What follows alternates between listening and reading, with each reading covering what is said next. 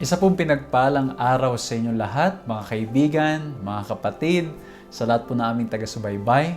Muli po maraming salamat sa inyong patuloy na pagsubaybay sa atin pong ginagawang pag-aaral na ito.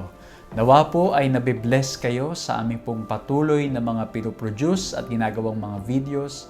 At muli po, tayo po ay mag-aaral muli ng ating leksyon ngayong pong araw na ito. Last week po, sinimulan po natin ang panibagong lesson. Again, this is a 13th episode na ating pong pag-aaralan. Ano po? So last week, pinag-usapan po natin yung simula ng ating lesson na Making Friends for God. Pinag-usapan po natin doon, ano yung kahalagahan, bakit kailangan tayong makilahok sa paglilingkod o pag-witness para sa ating Panginoon. At kayo naman po, titingnan naman po natin kung paano ang ating mga testimonya ay maaring maging paraan upang gamitin ng Diyos upang i-bless ang maraming mga tao. Muli po, wini-welcome ko po kayo sa ating pag-aaral na ito. Ako po, si John Alexis Mercado. Ako po ang magli-lead sa inyo sa pag-aaral po ng ating lesson ngayon. Sa mga first time pong nanonood, inaanyayahan ko po kayo na i-like ang aming page para po mas ma-notify kayo sa mga new videos na aming pinopost. At sa lahat naman po ng nanonood ngayon, tulungan niyo po ako na ma-share ang videong ito para nang sa ganun maraming mga katao, maraming mga kapatid ang mabless sa gagawin po nating pag-aaral. Bago pong lahat, tayo po muna yumuko para sa isang panalangin. Ama po naming Diyos, dakila't makapangyarihan sa lahat, pinupurot pinapasalamatan po namin kayo. Salamat po sa oras na ito, muli kaming mag-aaral ng leksyon. At nawa po Panginoon, ang lahat ng mapupulot naming mga aral dito ay makakatulong sa amin upang lalo kaming mapalapit at lalo naming maisuko ang aming mga buhay sa inyo. Pagpalain po ang lahat ng mga sumusubaybay ngayon sa pangalan ng aming Panginoong Hesus. Amen. So, tulad po ng ating laging ginagawa, we will summarize ang ating lesson into 3 points. At ako po yung umaasa na ito'y magiging mabilis na paraan o madaling paraan para maalala po ninyo at ma-share ninyo sa mga kaibigan ninyo, sa church ninyo, itong mga pinag-aaralan natin. Ang title po ng lesson natin for this week ay Winsome Witnesses, the Power of Personal Testimony. Ang ating po memory text ay matatagpuan sa Acts 4 verse 20 at ang sabi po doon ay ganito, "For we cannot but speak the things which we have seen and heard." So makikita po natin mga kaibigan dito na yung mga naranasan ng mga disipulo, ang sabi po nila ay hindi namin mapigilan ang aming mga sarili na i-share ito, magsalita kami ng tungkol dito, sapagkat tunay nga naman pag tayo ay may naranasang maganda, pag tayo ay may naranasan na talagang nakaka-uplift ng ating mga sarili, ng ating puso, ito ay talagang hindi natin mapigilan na ma-share natin sa mga kapwa natin o kaya naman sa mga tao sa ating kapaligiran. Naalala ko tuloy yung mga simpleng karanasan sa buhay. Ano po? Pag sobrang ganda o kaya naman nakakain ka ng masarap na pagkain, nakapunta ka sa magandang lugar, o kaya naman meron kang nakita o nakausap na tao o kaya naman may natanggap kang blessing na talagang hindi mo ma-explain, hindi natin mapigilan yung ating mga sarili na ang ginagawa po natin, we go out and we share it. Ano po? We share it. Ngayon, napakadali. Pwede mong i-share through your social media, pwede mong i-share sa iba't ibang mga pamamaraan. Kaya naman, pag may naranasan tayong maganda, hindi natin mapigilan na ma-share ito. Ngunit, dito po sa ating lesson, para ito ay maging witness tungkol sa ating Panginoon, hindi lamang basta karanasan ang ating ibabahagi. Hindi lamang yung mga magandang karanasan na nararanasan natin sa araw-araw, kundi lalong higit yung ating karanasan mula sa ating Panginoong Diyos. Alam po ninyo, merong power sa personal testimony. Kapag ang ating mga puso ay pinalambot ng ating Panginoon, pag tayo nakaranas ng matinding biyaya at pagmamahal mula sa Kanya, hindi natin mapipigilan na maibahagi ito. Hindi natin mapipigilan na magsalita. Nanaisin natin na i-share ito sa ating Panginoon. Alam po ninyo, naniniwala ko sa lahat ng mga kaibigan ko nanonood ngayon, ano man yung hirap ng ating pinagdadaanan, ano man yung mga problema na meron tayo ngayon, hindi natin mapagkakaila. Ang Diyos ay tapat, ang Diyos ay hindi nagpapabaya, at patuloy na tayo ay binibiyayaan at patuloy na ginagabayan, at for sure, lahat po kayo ay merong pwedeng maibahagi na magandang testimonya na may kinalaman sa kabutihan at pagmamahal ng ating Panginoong Diyos. So ngayon po, meron lamang po akong 3 letter C na gusto pong i-share sa inyo upang nang sa ganon, mas lalo po tayong maging effective na witnesses ng ating Panginoon at kung paano natin isi-share yung ating personal testimony. Ang first letter C po na gusto kong i-share ay huwag po natin kakalimutan yung ating contact. Ano po? Yung anong contact ang inyong sinasabi, Pastor? Your contact with God or your encounter with God. Huwag nating malilimutan na tayong lahat ay merong mga unique at merong magandang istorya kung paano tayo na-convert. Paano natin na-meet, na-encounter ang ating Panginoong Diyos. Tingnan po ninyo ang sinabi ni Ellen White sa Steps to Christ, page 78. Ang sabi niya, "No sooner does one come to Christ than there is born in his heart a desire to make known to others what a precious friend he has found in Jesus. The saving and sanctifying truth cannot be shut up in his heart." So sabi po dito, yung contact natin sa ating Panginoong Diyos, pag meron tayong nakilala o nakilala natin ang ating Panginoong Diyos bilang ating kaibigan, bilang ating manunubos, bilang ating tagapagligtas, ang automatic response daw ay hindi natin mapipigilan ang ating mga bibig, hindi natin mapipigilan ang ating mga puso at nais nating ibahagi siya sa mga tao sa ating kapaligiran. Meron pong mga ilan na mga istorya sa Bible na makikita po natin na ginawa nila ito. Hindi nila nalimutan yung kanilang encounter with God. Simulan po natin kay Paul. Sa Acts 26, nung siya po ay hinarap kay King Agrippa, tingnan po ninyo ang sabi niya sa verse 13 and verse 14. Ay ganito, "About noon, King Agrippa, as I was on the road, I saw a light from heaven, brighter than the sun, blazing around me and my companions. We all fell to the ground, and I heard a voice saying to me in Aramaic, 'Saul, Saul, why do you persecute me?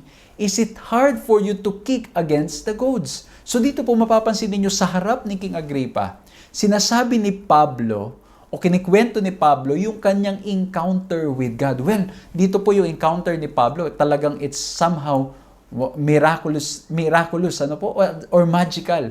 Merong matinding liwanag na bumulag sa kanyang mga mata at nakipag-usap directly sa kanya ang ating Panginoong Diyos. Well, hindi natin kailangan makaranas ng ganong magical sapagkat in reality, lahat tayo ay, lahat ng ating conversion can be considered miraculous. Alam mo, kasi po tayo po yung mga makasalanan.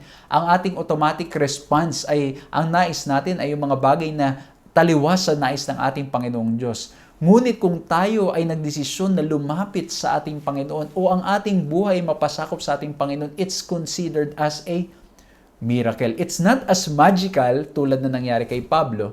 Ngunit mga kapatid, do not forget your encounter with God, your first encounter with Him. Do not forget yung conversion story natin, yung contact natin with God. Alam po ninyo, naalala ko tuloy, ma-share ko po sa inyo, since we are talking about personal testimony, naalala ko po nung ako ay bagong convert, bilang isang Kristiyano. Naalala ko po noon, lagi akong ini-invite na magsimba ng aking lola at saka ng aking pinsan. At lagi kong sinasabing, ayaw ko. Naalala ko nung minsan, alam niyo po, nakatira ako sa Pampanga noon. Uuwi ako ng Maynila tuwing weekend. Tuwing uuwi ako ng weekend, ini-invite nila ako lagi na magsimba. Sabi ko, hindi ko gusto. Alam niyo, one time, nagsinungaling na lang po ako. Well, this is wrong. Pero ang ginawa ko po, nagsinungaling ako. Sabi ko, naiwan ko yung pants ko. Pero sinasadya kong hindi dalin. Tapos one time, sabi ko, naiwan ko yung damit ko. Ayoko naman magsimba ng naka-t-shirt lang. Hanggang dumating po yung puntos na ulit-ulit nilang kakaimbita sa akin. Sabi ko sa sarili ko, para matapos na ito, sige na nga, pupunta na lang ako, sisimba ako. Alam po ninyo, pag simba ko, it changed my life. Naalala ko noon, nakaupo ako doon sa upuan ng church, sa may Santa Mesa Church. Alam po ninyo, pagpunta ko po doon, na hindi ko malimutan, para bang ang Diyos ay nakikipag-usap sa akin at sinasabi, bakit ngayon ka lang, anak ko? At alam po ninyo, habang nakaupo ako doon, maiyak-iyak ako. At ang sabi ko sa aking sarili, anong ginawa ko sa aking buhay? Bakit hindi ako nagpakalapit sa ating Panginoon? Bakit hindi ako lumapit kagad sa Kanya. At alam po ninyo, magmula po noon, ako po'y nagdesisyon na maglilingkod at magtatapat sa ating Panginoon anuman ang mangyari. Kaya mga kapatid, maganda po na maalala natin yung ating encounter with God. Ano po? Maraming mga tao, ang ganda ng kanilang mga karanasan. At lahat po ng inyong mga karanasan kung paano kayo napalapit sa ating Panginoon, kaibigan, maganda po yan. Nalala ko tuloy, sabi nga po nung isang nakausap ko, walang pangit na istorya. It's how we present the story para ito ay magiging maganda.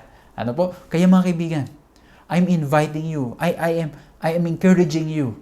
You can share your testimony but remember your contact with God. Alalahanin ninyo yung encounter ninyo sa ating Panginoong Diyos. At alam po ninyo, si Mary, isa rin po yan sa naka-encounter sa ating Panginoong Jesucristo. Tingnan po ninyo ang sinasabi sa Mark 16 verses 9 to 10. When Jesus rose early on the first day of the week, He appeared first to Mary Magdalene, out of whom He had driven 7 demons. She went and told those who had been with Him and who were mourning and weeping. Alam po ninyo ang ganda ng pagkakasabi dito ni Mark. Sapagkat sinasabi niya na ito daw pong si Mary ay isa doon sa mga babae na kung saan ay kinas out ng ating Panginoong Jesucristo yung mga demonyo. And I think it's very fresh sa mind ni Mary kung paano ang ating Panginoong Diyos ay na-encounter niya. Ano po? At hindi lamang po yun, tingnan po ninyo ang sabi dito sa verse na ating binasa. Nung nakita niya na yung tomb is empty at nagpakita sa kanya ang anghel at sinabi sa kanya na ang Panginoong Jesucristo ay buhay. Ang nangyari po ang sabi diyan ay she went out at siya'y nagsimulang makipag-usap at magsalita tungkol sa ating Panginoong Diyos. Kaya po mga kaibigan, una pong letter C na huwag ninyong kakalimutan is remember your contact with God. Yung encounter natin sa ating Panginoong Diyos. At yung mga encounter natin sa ating Panginoong Diyos, ito po ay magbibigay sa atin ng motivation. Ito po ang mag-encourage sa atin upang laging i-share ito. Alam po ninyo tulad na nangyari kay Mary, tulad na nangyari kay Paul, sa harap ng kahit sino, sinishare nila yung kanilang personal encounter with God. Alam po niyo pag binasa niyo yung kwento nung Mark 16, yung mga disipulo hindi pa nga naniwala sa Kanya. Pero mga kapatid, it doesn't matter. Ang mahalaga po, naranasan natin ang kabutihan ng ating Panginoong Diyos, yung encounter natin sa Kanya, and we can share that. Alam po ninyo, ang dami kong mga narinig na mga personal testimony, paano silang inilapit ng ating Panginoon, paano silang iniligtas ng ating Panginoon. Kaibigan ko, it could be na ikaw ay tinatawagan ng ating Panginoong Diyos. I-share mo yung magandang karanasan mo, paano mo nakilala ang ating Panginoong Jesucristo. Alam nyo, may mga ilan, ang testimony nila, nakilala nila ang Panginoon dahil sa pakikinig lamang. Nakinig sila sa mga online ministry na katulad nito. Nakinig sila sa mga pangangaral sa media, sa television, at nakilala nila ang ating Panginoon. Meron namang iba, habang sila ay naglalakad lamang, nakita nila yung malaking billboard na nakalagay doon. Uy, may pangangaral. O kaya naman may nakalagay doon na kilalanin mo ako, ang sabi ng ating Panginoong Diyos. Minsan yun yung mga calling ng Diyos sa bawat isa sa atin. Well, I don't know ano yung personal contact or encounter ninyo with God. But for sure, mga kaibigan ko, if we remember it, kung ating aalalanin, at hindi lang aalalanin, ating isi-share, maaalala natin mga kaibigan ko. At ito'y maaring magdulot ng paraan upang ang mga tao ay makakilala rin sa ating Panginoong Diyos. Sana po, kaibigan, alalahanin natin yung ating encounter. Alam po ninyo, nararamdaman, iba yung feeling. Ano po? Naalala ko nun yung feeling nung ako'y unang nakakilala sa Panginoon. May feeling of guilt, but at the same time, there's a feeling of joy. Ano po? At nais nating maranasan din ito ng mga ibang tao sa ating kapaligiran. So number 1, na wag po ninyong kakalimutan, sa topic po natin ngayon, Win Some Witnesses, the power of personal testimony, yung contact. Ano po? Yung ating personal encounter with God. Ang pangalawa ko pong linagay dito ay yung letter C na dapat po nating maalala. dito sa ating lesson is yung change, yung pagbabago. Ang sabi po dito, tingnan po ninyo, may mga ilang mga Bible verses na makikita po natin na hindi lamang sa na-encounter nila ang ating Panginoong Diyos at nagkaroon ng pagbabago sa kanilang buhay. At yung pagbabagong iyon, mga kapatid ko, mga kaibigan ko, it's a testimony sa mga tao sa ating kapaligiran. Alam po ninyo, maganda na ma-share natin vocally yung ating mga testimonies, yung ating mga karanasan sa ating Panginoon. Pero yung kapangyarihan na tayo ay nagsasalita na at ang ating buhay ay nakita pang nagbago, ito po ay tunay na makapagbibigay ng pag-asa sa maraming tao. Tingnan po ninyo yung karanasan ng mga disipulo. Si Peter, siya ay nabago ng ating Panginoong Diyos. Tingnan niyo po sa Acts 4 verse 13, ang sabi ganito, "Now, when they saw the boldness of Peter and John, and perceived that they were uneducated and untrained men, they marveled and they realized that they had been with Jesus." Napansin po ninyo, ang sabi dito, ang iniisip ng mga tao, ito yung mga taong hindi nakapag-aral, hindi mga na-train. Pero dahil sila'y nakasama ng ating Panginoong Jesucristo, may pagbabagong nangyari sa kanila. At ngayon po ay nagsasalita sila ng buong tapang, ng buong puso, at nais nilang ipangaral ang ating Panginoong Jesucristo. Mababasa niyo po yung buong kwento niya sa Acts chapter 4. Ano po? So mga kaibigan ko, tulad po ng kanilang karanasan, naniniwala po kung may mga pagbabagong nangyari sa ating buhay at ang pagbabagong ito ay maaring lalo pang makatulong sa personal testimonies natin. Ano po? Tingnan po ninyo, isa pang kwento sa Mark 5:15, yung tao po na possess ng mga masamang espiritu, siya'y binago rin ng ating Panginoon. Tingnan nyo sa verse 15. "When they came to Jesus, they saw the man who had been possessed by legion of demons," napakaraming demonyo, "sitting there, dressed in his right mind, and they were afraid." Natakot yung mga tao kasi alam nila yung taong yun ay napoposes ng mga maraming espiritu, masamang espiritu, ngunit ngayon siya'y nakadamit at siya ay nasa kanyang tamang pag-iisip. At alam po ninyo, pag binasa niyo po yung kwento, nandun siya sa tinatawag na Decapolis or 10 cities. Ano po? Ibig sabihin, yung kanyang buhay ay isang malaking testimonya, isang malaking pangangaral sa mga taong naroon. Ano po? Kaya, una, yung contact, yung ating personal encounter with God.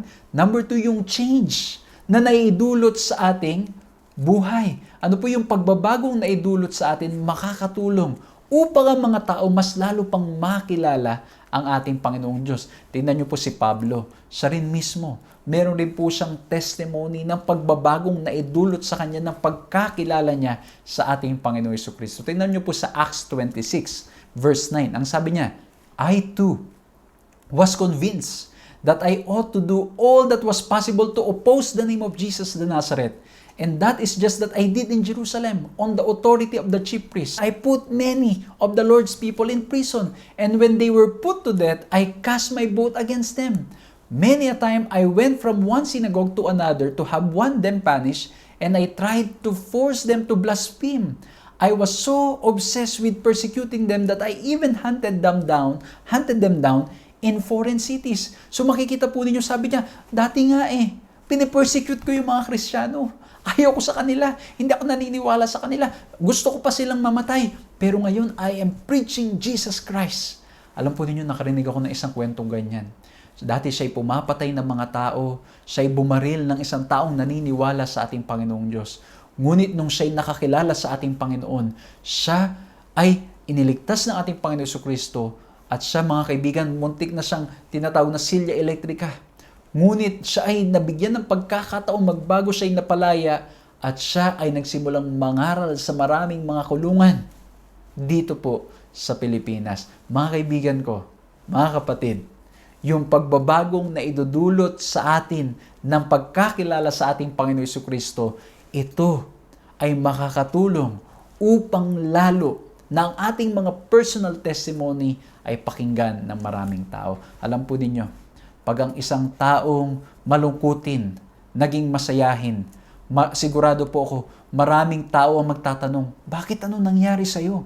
Bakit naging ka ng masayahin ngayon? Pag ang tao ay dating maalalahanin, ngunit nakakilala sa ating Panginoon at magmula nun hindi na nag-worry, ang taong ito ay magiging isang witness sa ating Panginoon at maaari mong i-share ang iyong testimonya. Paano ang Panginoon ay tinanggal ang mga pag-aalala sa iyong puso. Meron po akong naalala na isang kwento, meron pong isang matanda na sa tuwing siya ay nakakaramdam na siya ay mai-stroke o nararamdaman niya na para bang siya ay magkakaroon ng problema, sisigaw siya sa mga anak niya, "Anak, dalhin niyo ako sa ospital. Mga anak, dalhin niyo ako sa ospital. May nararamdaman ako hindi maganda." So isusugod siya kagad sa ospital. Ito pong taong ito ay kung di po ako nagkakamali, ay nasa edad 80 na to 90 years old. Ngunit lagi pong ganun, ayaw niyang mamatay. Palagi ko naman, lahat naman tao ayaw mamatay po. No? Pero ito po, ang nangyari sa kanyang kwento, nakakilala siya sa ating Panginoong Jesucristo. Nung nakakilala siya sa ating Panginoong Jesucristo, natutunan niya yung everlasting life na ipagkakalob ng ating Panginoon. Natutunan niya yung kapayapaan na ibinibigay ng ating Panginoon. At kahit kamatayan ay hindi makakapigil sa ating Panginoong Jesucristo. Alam po ninyo, nung isinuko niya ang buhay sa ating Panginoong Jesucristo, nung siya ay may nararamdaman at nakita ng mga anak niya, "Dad, ano nangyayari sa iyo? Dadalhin ka namin sa ospital." Alam niyo ang sabi ng taong ito? Sabi niya, "Mga anak, ako'y payapa na sa ating Panginoong Jesucristo. Ako ay at peace na. Huwag niyo na akong dalhin sa ospital. Handa na akong isuko ang aking buhay at ako ay mamatay na. At alam ko na mamatay man ako ngayon, ang buhay ko ay nasa Panginoon na." Mga kaibigan ko, mga magagandang karanasan na maaring ang mga tao sa paligid natin ay hindi maintindihan. Maaring may mga tao na nakatingin sa ating mga paligid. Tayo'y napakaraming problema.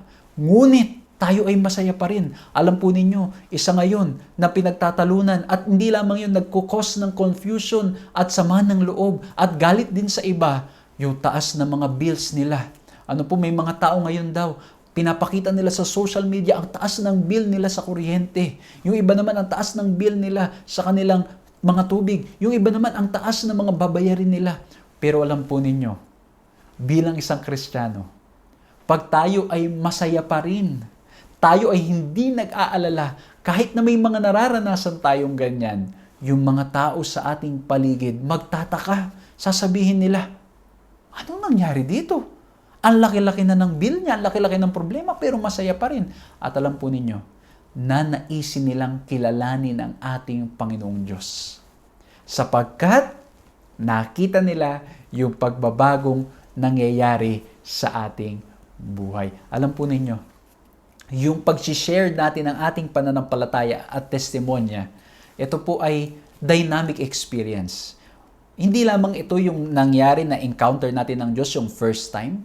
Every day, ang Diyos ay nagbibigay sa atin ng mga fresh na mga karanasan, mga fresh na mga experiences para maranasan natin ang kanyang kabutihan, ang kanyang pagmamahal, ang kanyang pag-aaruga, ang kanyang pagpapatawad. Every day, mga kapatid ko, nais ng Diyos maranasan natin ang kanyang kabutihan. At pag naranasan natin ang kanyang kabutihan, hindi po natin mapipigilan ng ating mga sarili, i-share siya sa mga tao sa ating paligid. Alam po ninyo yung kwento ni Paul sa Acts 26 sa harap ni King Agrippa.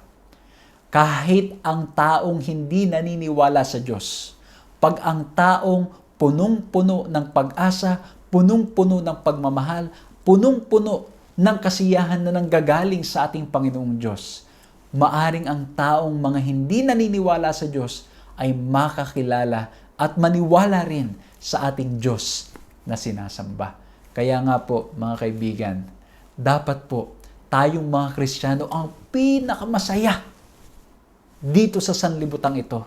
Bagamat may mga problema, bagamat tayo minsan, alam po ninyo, yung situation ngayon, Yung iba hindi makalabas, kung makalabas man limited lang. Bagamat ganun ang ating sitwasyon, masaya pa rin tayo sa ating Panginoon sapagkat ang mga taong nakakilala sa ating Panginoon Kristo, ang mga Kristiyano, ang pinakamasayang tao sa sanlibutan. Kung nanonood ka ngayon kaibigan at meron kang kasama, tingnan mo nga yung kaibigan mo, tingnan mo yung nasa kanan mo, tingnan mo yung nasa kaliwa mo, tingnan mo kung masaya siya.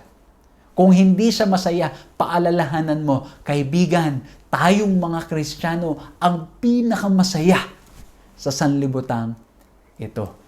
Mga kaibigan ko, yung pagbabagong na ibibigay, yung pag-asa, yung saya, yung hope, yung love na ibinibigay ng Diyos, hindi natin matutumbasan. Kaya nga po, alam po ninyo, lagi kong sinasabihan yung mga kapatid, lalo na po nung nasa district ako, lagi ko sinasabi sa kanila, dapat pagkatapos ng mga church services, uuwi tayo na masaya. After natin basahin ng Bible, makikita tayo ng mga mahal natin sa buhay, masaya tayo. Sapagkat na-encounter natin, naranasan natin ang ating Panginoong Diyos. Kasi pag ang mga tao sa paligid natin, nakita na mas malungkot pa tayo, masama pa ang loob, o galit, mga kaibigan, ang iisipin ng mga tao sa ating paligid natin. Halimbawa, galing ka ng church, umuwi ka, nakasimangot ka. Ay iisipin ng mga tao sa paligid natin at ng mga bata, ng mga nasa paligid natin, mga mahal natin sa buhay. Naku, nakakayamot pa lang magpunta sa church. Tingnan mo yung sister, tingnan mo yung brother, kagagaling lang ng church, ang muka nakasimangot. Mga kapatid, mga kaibigan, do not forget, true joy comes from the Lord. At yung ating mga karanasan sa ating Panginoon, magbibigay sa atin ng pag-asa, ng kapayapaan na hindi natin mapapaliwanag. At ang mga tao sa paligid natin, pag nakikita ito po'y magdudulot ng curiosity sa kanila at nanaisin nilang malaman ang ating kwento. Kaibigan, you can take the initiative. Pwede mong i-share ang kabutihan ng ating Panginoong Diyos sa iyong buhay. Alam po ninyo ngayon, hindi mahirap na. Pwedeng gawin ninyo, nasa cellphone nyo lang, i-record ninyo yung testimony nyo, i-share ninyo. Kung nahihiya naman kayo na ipakita yung inyong mga sarili, pwede nyo pong gawin, i-type ninyo yung inyong karanasan sa ating Panginoon. Paano kayo nabuhay ng punong-puno ng pag-asa, punong-puno ng saya, i-share nyo sa social media. Pwede rin kayong makatulong, i-share nyo tong video ito sa mga tao sa paligid nyo, sa mga mahal nyo sa buhay para ma-encourage sila na mag-share at maranasan nila ang karanasan, ang kabutihan ng ating Panginoong Diyos. Alam po ninyo ngayon, naalala ko nung nito pong church service namin, isa sa mga pre-nomote, we can be an online missionary for God. At alam niyo, yung pagiging online sa missionary, pwede niyong i-share ang inyong karanasan sa iba't ibang mga pamamaraan. Mga kaibigan ko, mga kapatid, share your personal testimony. I-share ninyo ang kabutihan ng ating Panginoong Diyos. I-share ninyo ang pagpapatawad ng ating Panginoong Diyos. I-share ninyo ang kapayapaan na nanggagaling sa ating Panginoong Diyos. I-share ninyo ang saya na naranasan ninyo sa pagkakilala ninyo sa ating Panginoong Diyos. So number 1, yung contact. Number 2, yung change. Yung pagbabago na naidulot sa atin, i-share po natin. Huwag po kayong mahiya. Mga kaibigan, ang sinishare nyo ay Panginoon. At tulad ni na Mary at ng mga ibang mga disipulo at tulad ni Pablo at marami pang mga experience sa Bible, kung hindi man sila maniwala, kung hindi man sila makinig, ang mahalaga na i-share natin ang ating kwento. At ito ay maaring magbibigay ng inspirasyon sa iba, maaring ito rin ay maging paraan upang makakilala sila sa ating Panginoon. Hayaan natin ang Holy Spirit mag-work. Basta i-share lang po natin, huwag tayong mahiya. I-share ninyo sa mga tao sa inyong kapaligiran. And ang last point po natin, ang third point po natin sa lesson na ito, yung center. Huwag nating kakalimutan, in order for our personal testimony, para maging witness for God, at para maging paraan para makakilala sila sa ating Panginoon, huwag niyong kakalimutan, ang sentro ng ating testimonya ay dapat ang Panginoon. Ang testimonya ay hindi ang ating mga sarili. Ang testimony hindi dapat nakasentro lamang sa pagbabagong nangyari sa ating buhay. Ang testimonya natin ay nakasentro sa ating Panginoong Diyos na nagbago sa ating buhay, nagdala sa atin sa magandang kinabukasan. Tingnan po ninyo ang sabi sa Desire of Ages. Ang sabi dito, as witnesses for Christ, we are to tell what we know, what we ourselves have seen and heard and felt. If we have been following Jesus step by step, we shall have something right to the point to tell concerning the way in which He has led us. We can tell how we have tested His promise and found the promise true. We can bear witness to what we have known of the grace of Christ. This is the witness for which our Lord calls and for one of which the world is perishing. Ito yung bagay na nais marinig ng mga tao. Ang kailangan po nila, marinig nila ang ating Panginoong Hesukristo. Alam nyo, maraming mga tao ngayon, marami silang mga naririnig na mga testimonya. Paano yumaman ng isang tao, testimonya. Paano naging successful sa buhay, testimonya. Paano na-solve yung mga problema, testimonya. Paano naayos yung sasakyan, testimonya. Paano naayos yung computer, testimonya. Tungkol sa maraming mga bagay. Alam po ninyo, magsisearch ka lang sa internet ngayon, ang daming mga nagbablog, ang daming mga nagkikwento tungkol sa kanilang mga karanasan araw-araw. Ngunit kaibigan ko, ang kailangan ng mga tao ngayon, hindi lamang nila marinig kung paano susolbin yung mga problema dito sa buhay, kailangan nilang makita ang ating Panginoong Jesucristo na tunay na nagbibigay ng kasiyahan, ng pag-asa sa ating mga buhay. Alam po ninyo, pag ginawa natin yan, we can be God's witnesses sa lupang ito. Alam po ninyo, by sharing your amazing story about God, hindi natin alam gaano karami ang posibleng matouch nito. Hindi natin alam kung ito ay maaring magdulot ng pag-asa sa mga tao na nasa ating kapaligiran. So mga kapatid ko, mga kaibigan ko, I'm encouraging you. Share your personal testimony. But at the same time, do not forget that the center of our testimony, in order for that testimony, para maging witness sa ating Panginoon, the center should be Jesus Christ. Ituro natin sila sa ating Panginoon Jesucristo. Naalala ko po noon, ako po ay 6 years na na-assign sa specialized ministry. At alam po ninyo, sa pag-reach out sa mga tinatawag nila yung mga postmodern era sa panahon natin ngayon.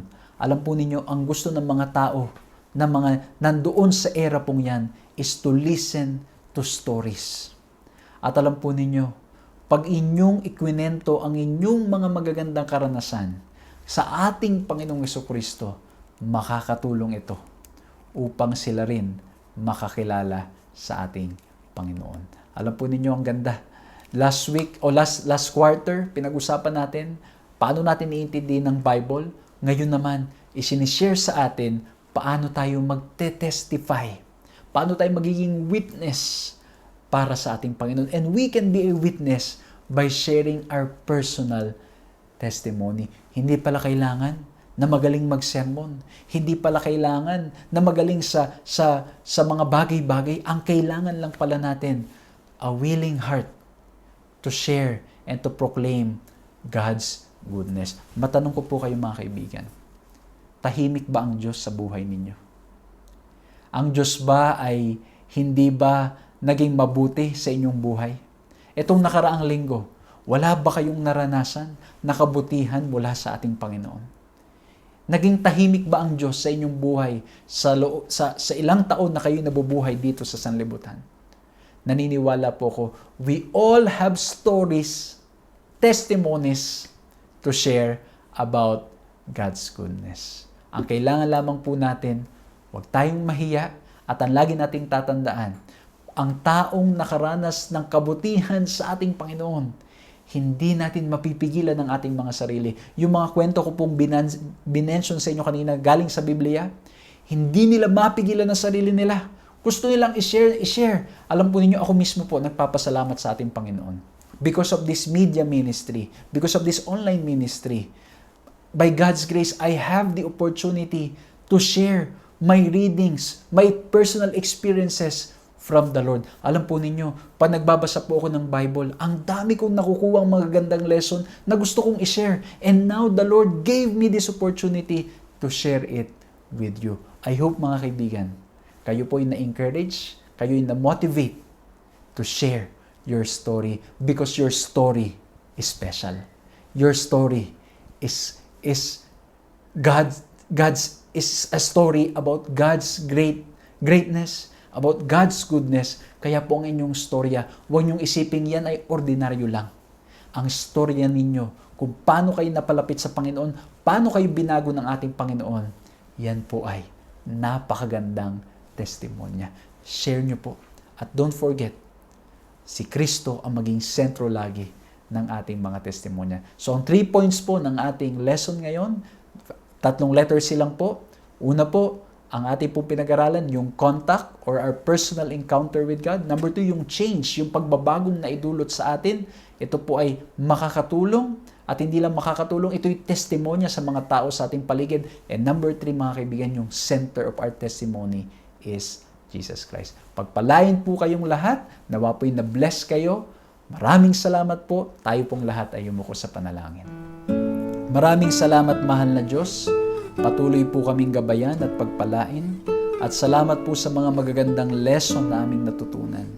Tunay po, Panginoon, ang aming pong mga testimonies tungkol sa inyo, tungkol sa inyong kabutihan, tungkol sa pagbabagong na idulot ninyo sa aming mga buhay, ay maaring makapag-bless ng mga tao sa aming paligid.